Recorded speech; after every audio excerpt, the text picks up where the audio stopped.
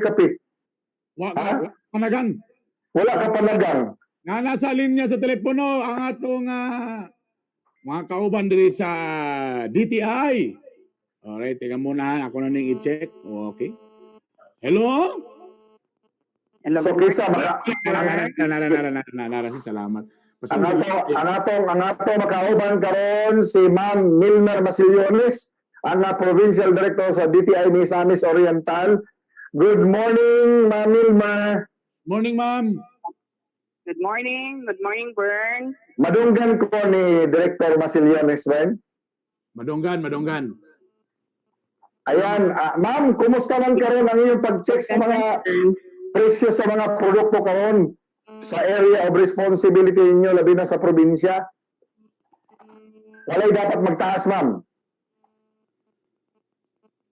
Sorry, di kaayo na ako maklaro, Bern. Bernie, pangutana akong pangutana, Bernie. Okay, throw. Good morning, Ma'am Elmer Masillones, Art Bonhoff Jr. ni kinahanglan maklaro sa tanang mga negosyante mamaligya ay ma-online man o dias matindahan na walay pwedeng movement o pagsaka sa presyo karong panahon na labi na nga MECQ. So, insakto ka, no, Art. Tungod kay kining ato ang pag-frozen sa ato ang presyo sa mga basic necessities, dili ni kay karon lang, no, kay MECQ nagsugod ni siya atong Mayo 10 pa. Gideklarar man ang tibuok country under the state of calamity tungod lagi ani atong problema sa ASF. So nagsugod na ta og hatag sa ato ang mga prevailing price sa basic necessities. Dili sila motaas sa ato ang gihatag na presyo within 60 days, no, gikan sa May 10 ngadto sa July 8 or 8, yes. Alright. Unsa may silot ani, ma'am, kung naamoy makita nga mga take advantage o mamintaha sa sitwasyon? Naatay gitawag og mga administrative proceeding man ana, no, Art. Nanay na sampulan, ana, ma'am. Nanay na sampulan. Na maligya beyond the frozen prices, ingnon nato prevailing price, naaman tay gitawag og due process. So ang unang buhato nato, padad-an nato og letter of inquiry nanong wala siya makatuman sa ato ang presyo nga naaman ta sa panahon sa kalamidad. And kung dili niya mahatagan og insaktong justification ang iyang tubag, mo na nga mopadayong ang ato ang formal charge kana may violation ug na dayoy ipahamtang, no, nga administrative penalties kung makitaan gayud na naagid siya in bad faith o kanang violation gyud siya under the price. Nanabay nasampulan ana, ma'am?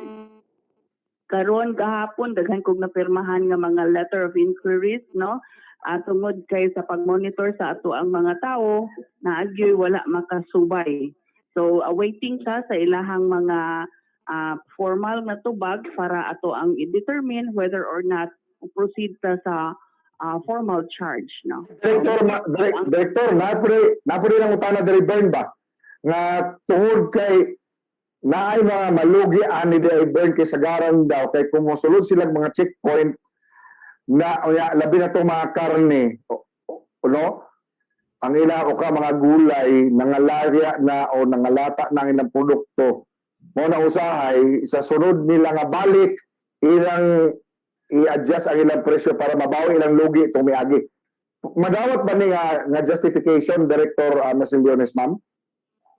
Nga ilahang i-reduce ang presyo? Dili, ma'am. Kanang example. Ilan nila kay siyempre murag medyo na Taas kayo na example sa isda, nadubok mo na ilang isda, wapas sa tabot sa palengke. Department of Agriculture, no? Kana na amang good kay mga perishable man nga mga items, no? Unlike sa ato ang mga dilata sa merkado, sa ato ang grocery store. So okay ra to. Ang presyo. Now, for mga perishable items, I believe ang ato ang Department of Agriculture nagpagawas pud og ang ilahang set of prevailing prices sa panahon karon sa ato ang kalamidad. But anything kinahanglan manggud gyud nato ang insakto nga rason nganong nitaas, but at this time na state of calamity kita, mandato gid na nga di ka mulihok sa imong presyo regardless of unsay imong rason. Alright. Ma'am, asa man sa data mo check, ma'am, kung mo ni siya ang sakto nga presyo dapat sa mga produkto? Nag-provide, no? Kita sa DTI, no? As far as DTI is concerned, katong under sa mga commodities under sa DTI's jurisdiction, nanghatag ta sa tanan natong mga leading supermarkets and grocery stores para mahatagan sila guide. Nag-post na sa ato ang Facebook page, sa ato ang Negosyo Center Cagayan de Oro, o sa ato ang website sa DTI, .gov.ph. Alright. So, Alright. Alright. Ma'am, Sige, ma'am, daghang salamat nga magdisturbo namin nimo nini nga panahon sa MECQ. Thank you kayo ang Provincial Director sa DTI Misamis Oriental, si Ma'am Milner Masillones. Amping mo diya, pirmi, ma'am. thank you very much, ma'am. Oras alas 7:14.